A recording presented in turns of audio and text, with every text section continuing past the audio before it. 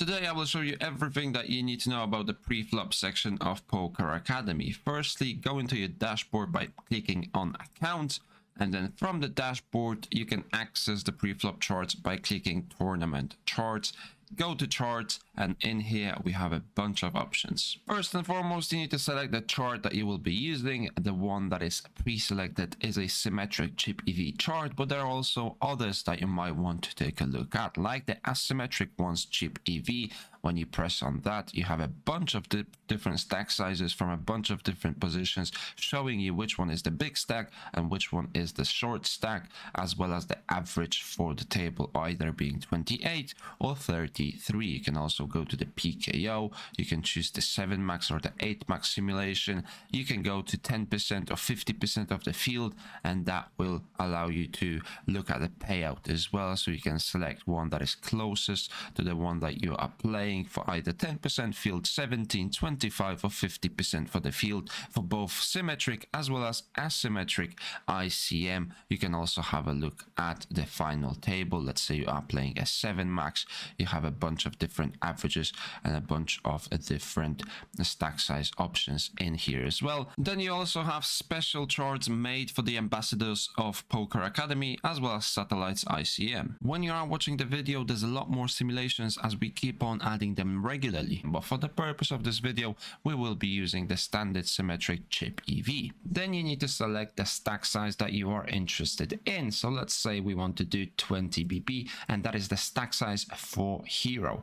And then we are looking at the scenario. Is it a regular scenario? Are we limping? Is it 3 bets, no ante? You need to specify that scenario. If you don't know what some of these things mean, you will have a tooltip right above when you hover over. So let's say you don't know what the RFI means. You hover over and you have a little tooltip. Everybody folded to hero who can raise first. That means RFI, raise first in. That's the abbreviation. So let's say we go for regular and we want to look at RFI, and then you need to specify hero's position. So let's say early position, the first position that you have available, and the chart will pop up 20 BP, EP, RFI, hero raises to 2x, and those are the hands that you should be raising. But that is not it. You have 2 more options right here. You have the simplified strategies.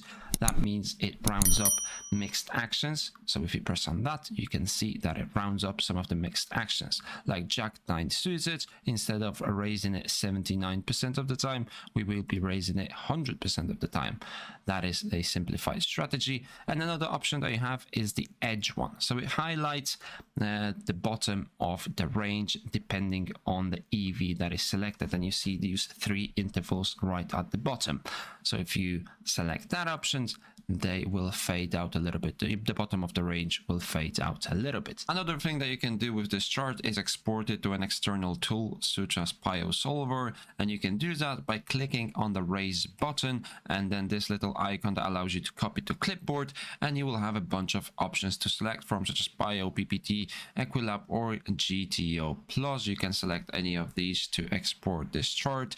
But remember that Poker Academy does have a Postflop Solver section, and you can either copy that chart to the Postflop section, or if you select a scenario where you have 2 players, so for example versus RFI, and you select 2 positions, you will have that button of solve postflop for these 2 positions. But a little bit more about that in a later video for Postflop Solver. Now, what you can do with this chart and those options that you have selected is compare this range to another range that you might be interested in. So for this scenario, we have 20 BP, early position, RFI.